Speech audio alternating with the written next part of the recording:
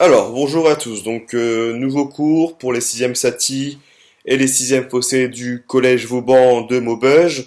J'espère que vous vous portez bien. Donc, hier, on avait fait une petite introduction sur le cours de théâtre.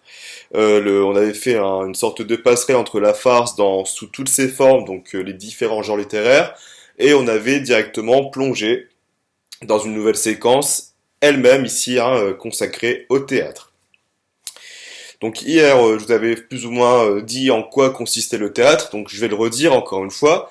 Le théâtre, c'est quoi? C'est un art purement visuel, pour commencer. Quand on pense au théâtre, on pense automatiquement à la représentation théâtrale, c'est à la fin, hein. Donc on pense à la scène, on pense aux acteurs, on pense aux comédiens, mais il faut aussi penser au metteur en scène derrière, hein. La personne, en fait, le metteur en scène, c'est quoi? C'est un homme ou une femme qui travaille avec les comédiens, qui les aide en fait à faire leurs gestes sur scène. En fait, il monte le théâtre avec les acteurs, les comédiens. Donc il y a aussi le texte théâtral, bien sûr, hein. En premier temps, quand on pense à théâtre, on pense à la scène, on pense à la représentation théâtrale, mais il faut savoir qu'il y a un texte. Bien sûr, un texte théâtral, il faut l'apprendre. Si un acteur ne sait pas son texte, la représentation théâtrale est mise à mal. C'est-à-dire qu'en fait, elle sera pas parfaite. C'est pour ça qu'en fait, il y a des souffleurs sur le côté de la scène qui aident les comédiens lorsqu'ils ont un trou de mémoire. Autre speech par rapport au théâtre, il faut savoir que c'est un genre très ancien. C'est même avec la poésie, les genres littéraires les plus anciens, ceux qui ont été montés en fait dans la Grèce antique. Donc c'était il y a des 7 siècles, 8 siècles avant Jésus-Christ, on a commencé à avoir en fait des manifestations théâtrales. À savoir que les premières manifestations théâtrales étaient des cérémonies religieuses, c'est-à-dire que euh, les, euh, les gens faisaient des représentations théâtrales uniquement pour rendre hommage aux dieux. En fait, il y avait des sacrifices et tout à l'époque, et on jouait des pièces de théâtre. Le théâtre à l'époque était seulement réservé aux hommes.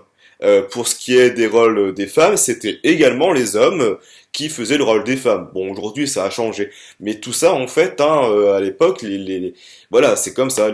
Les femmes ne pouvaient pas jouer sur scène. Donc le théâtre, c'est un genre littéraire qui a évolué au fil des années. Donc bien sûr, avant c'était un art très populaire, mais ensuite ça s'est divisé en plusieurs formes. D'un côté, donc on fait un bond dans le temps. Au XVIIe siècle, il y aura un théâtre pour les riches et il y aura un théâtre pour les pauvres. Donc pour les paysans, tout ça, ça se fait dans la rue. Donc ce sont des petites scènes. En général, c'était comique. Mais il y avait aussi un théâtre très noble, très codifié, c'est-à-dire qu'en fait on devait respecter des règles pour l'écrire. Et ça c'était le théâtre des nobles qui était joué dans la cour du roi. Donc à l'époque, le roi qui aimait beaucoup le théâtre, c'était le roi Louis XIV.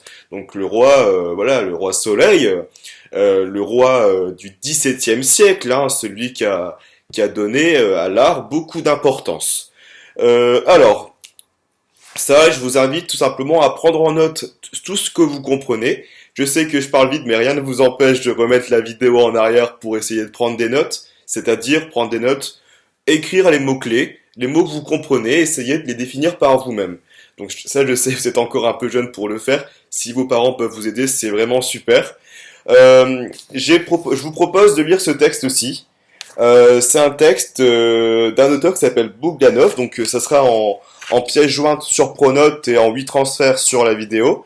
C'est un texte qui parle d'un auteur de théâtre.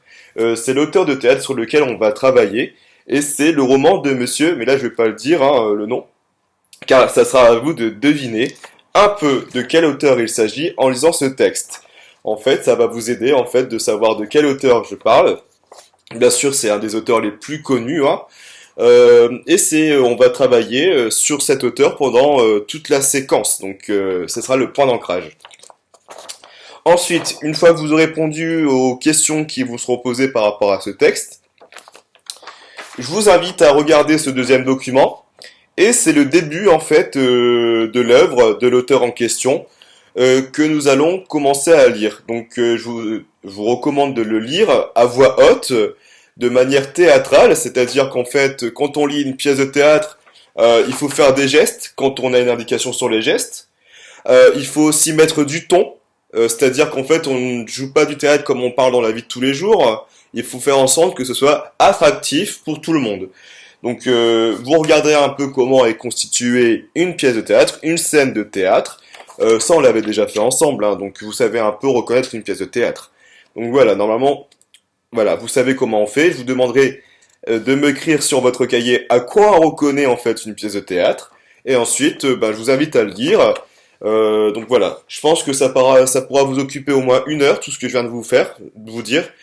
D'ici là, je vous donne rendez-vous demain pour la suite, mais aussi demain, je vous donnerai ici la petite évaluation, hein. Bien sûr, ce sera pas noté, mais ça permettra pour moi de voir ce que vous avez compris de la séquence dernière.